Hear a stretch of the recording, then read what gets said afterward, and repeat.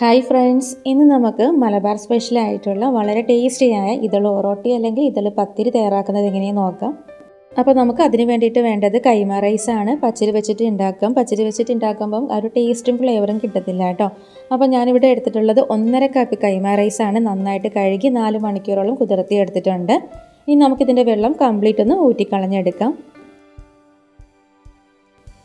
അപ്പോൾ ഞാൻ വെള്ളം കംപ്ലീറ്റ് ഊറ്റിക്കളഞ്ഞെടുത്ത് വെച്ചിട്ടുണ്ട്. ഇനി നമുക്കിത് അരച്ചെടുക്കാനായിട്ട് വേണ്ടത് തേങ്ങാപ്പാലാണ്. നല്ല കട്ടിയുള്ള തേങ്ങാപ്പാൽ വേണം എടുക്കാനായിട്ട്. അപ്പോൾ ഞാനിവിടെ 2.5 കപ്പ് നല്ല കട്ടിയുള്ള തേങ്ങാപ്പാൽ എടുത്ത് വെച്ചിട്ടുണ്ട്. 250 ml കപ്പിൽ 2.5 കപ്പ് തേങ്ങാപ്പാൽ എടുത്തിട്ടുണ്ട്. അപ്പോൾ നമുക്കിനി ഇതൊന്ന് അരച്ചെടുക്കാം.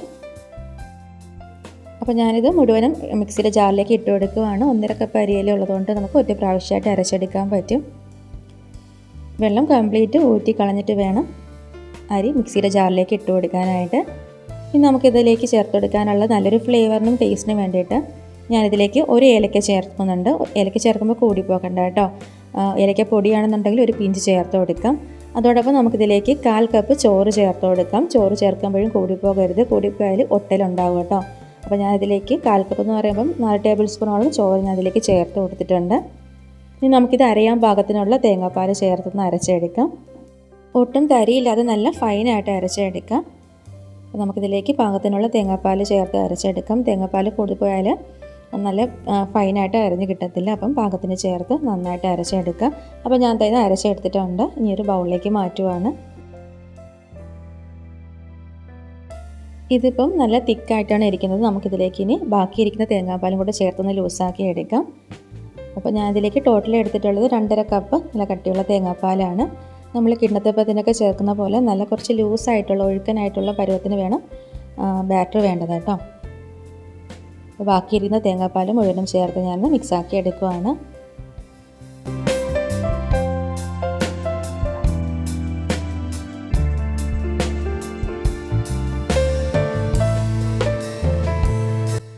അപ്പോൾ ഞാൻ ബാക്കി ചെയ്യുന്ന തേങ്ങാപ്പാലും കൂടെ ചേർത്ത് നന്നായിട്ട് മിക്സാക്കി എടുത്തിട്ടുണ്ട്. ഇനി നമുക്കിതിലേക്ക് പാകത്തിനുള്ള ഉപ്പ് ചേർത്ത് കൊടുക്കാം. ഞാനിതിലേക്ക് ഏകദേശം ഒരു 1/2 ടേബിൾ സ്പൂണോളം ഉപ്പ് ചേർത്ത് കൊടുത്തിട്ടുണ്ട്. ഉപ്പും കൂടെ ചേർത്തിട്ട് ഒന്നുകൂടെ നന്നായിട്ടൊന്ന് മിക്സാക്കി എടുക്കാം.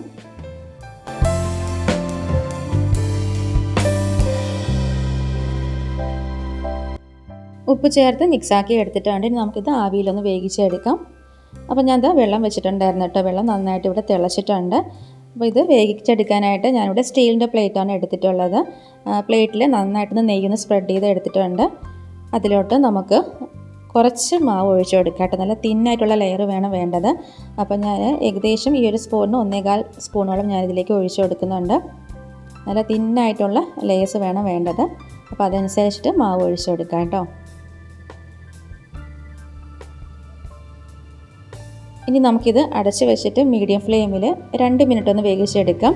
ഇതിപ്പോൾ നല്ല തിന്നായിട്ടുള്ള ലെയർ ആയതുകൊണ്ട് ഏകദേശം 2 മിനിറ്റ് കൊണ്ട് തന്നെ നന്നായിട്ട് വെന്ത് വന്നോളും. അപ്പോൾ ഇത് വെന്തിട്ടുണ്ട് കേട്ടോ. കൈ ഒന്ന് തൊട്ട് നോക്കാം. കയ്യിൽ ഒട്ടി പിടിക്കുന്നില്ല എന്നുണ്ടെങ്കിൽ അത് വെന്തിട്ടുണ്ടാകും. ഇനി നമുക്കിതിലേക്ക് അടുത്ത ലെയർ ഒഴിക്കുന്നതിന് മുന്നേ ആയിട്ട് ഈ ലെയേഴ്സ് തമ്മിൽ പരസ്പരം ഒട്ടിപ്പിടിക്കാതിരിക്കാനായിട്ട് നമുക്കിതിലേക്ക് കുറച്ച് നെയ്യ് ഒഴിച്ച് നന്നായിട്ടൊന്ന് സ്പ്രെഡ് ചെയ്ത് കൊടുക്കാം. ഓരോ ലെയേഴ്സും ഒഴിക്കുന്നതിന് മുന്നേ ആയിട്ട് ഇതുപോലെ കുറേശ്ശെ നെയ്യൊന്ന് നന്നായിട്ടൊന്ന് സ്പ്രെഡ് ചെയ്ത് കൊടുക്കുക കേട്ടോ.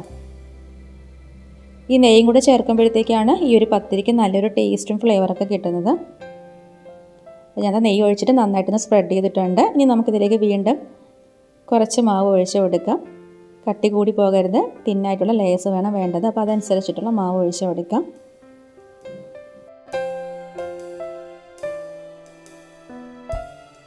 ഇനി നമുക്കിത് വീണ്ടും അടച്ച് വെച്ചിട്ട് മീഡിയം ഫ്ലെയിമിൽ 2 മിനിറ്റ് ഒന്ന് വേവിച്ചെടുക്കാം. അപ്പോൾ ഇതും റെഡി ആയിട്ടുണ്ട്. ഒന്ന് തൊട്ട് നോക്കാം. കയ്യിലോട്ട് പിടിക്കുന്നില്ല എന്നുണ്ടെങ്കിൽ അത് റെഡി ആയിട്ടുണ്ടാകും. ഇനി നമുക്ക് വീണ്ടും കുറച്ച് നെയ്യ് ഒഴിച്ചിട്ട് നന്നായിട്ടൊന്ന് സ്പ്രെഡ് ചെയ്ത് കൊടുക്കാം.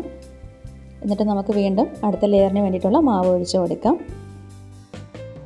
ഞാനിത് ഇപ്പോൾ റെഡിയാക്കി വെച്ചിട്ടുള്ള മാവ് മുഴുവനും ഈ ഒരു സ്റ്റീലിൻ്റെ പ്ലേറ്റിൽ റെഡിയാക്കി എടുക്കുവാണ്.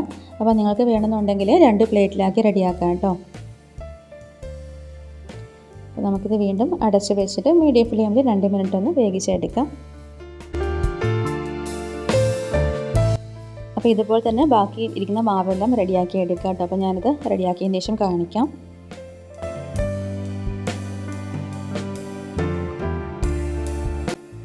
അപ്പോൾ ഞാൻ ലാസ്റ്റ് ലെയറിന് വേണ്ടിയിട്ടുള്ള മാവ് ഒഴിക്കാൻ പോവുകയാണ്. അതിന് മുന്നായിട്ട് കുറച്ചും കൂടി നെയ്യ് ഒഴിച്ച് കൊടുക്കുവാണ്. ഞാനിത് ഫസ്റ്റ് ടൈമാണ് ഉണ്ടാക്കുന്നത്, അതുകൊണ്ട് ഇങ്ങനെ ഓരോ പ്രാവശ്യം നെയ്യ് ഒഴിക്കുന്ന അനുസരിച്ചിട്ട് എനിക്കൊരു ടെൻഷൻ ഉണ്ടായിരുന്നു കേട്ടോ. നെയ്യ് ഇത്രയും കൂടുന്ന അനുസരിച്ചിട്ട് ടേസ്റ്റിന് വ്യത്യാസം ഉണ്ടാവും എന്നുള്ളത്. പക്ഷേ ആ ഒരു കൈമ റൈസിൻ്റെയും നെയ്യുടെയും കൂടെ ടേസ്റ്റ് വരുമ്പോഴത്തേക്കാണ് നമ്മുടെ ഈ പത്തിരിക്ക് നല്ല രുചി കിട്ടുന്നത് കേട്ടോ. അപ്പോൾ ഞാനത് ലാസ്റ്റ് ലെയർ ഒഴിച്ചിട്ടുണ്ട്. ഇനി നമുക്കിതൊരു മീഡിയം ഫ്ലെയിമിൽ 5 മിനിറ്റ് ഒന്ന് വേവിച്ചെടുക്കണം. ലാസ്റ്റ് ലെയർ ഒഴിച്ചതിന് ശേഷം മീഡിയം ഫ്ലെയിമിൽ 5 മിനിറ്റ് ഒന്ന് വേവിച്ചെടുക്കാം കേട്ടോ.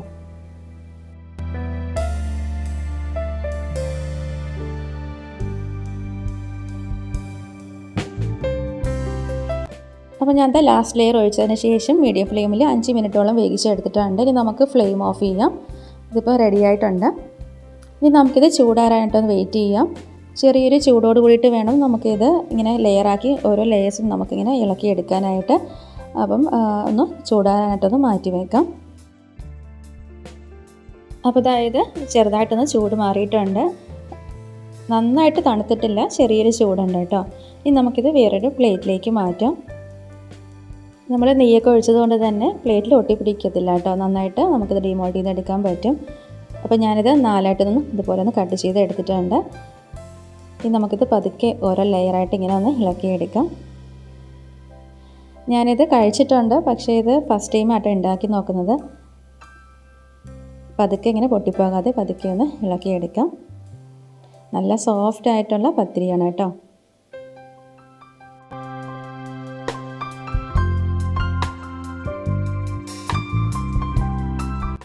ഇതിൻ്റെ കോമ്പിനേഷൻ എന്ന് പറയുന്നത് നോൺ വെജ് കറിയാണ്. ബീഫ് കറിയോ ചിക്കൻ കറിയോ മട്ടൻ കറിയോ കൂട്ടി കഴിക്കാം. മുട്ടക്കറി ആണെങ്കിലും നല്ല ടേസ്റ്റാണ് കേട്ടോ.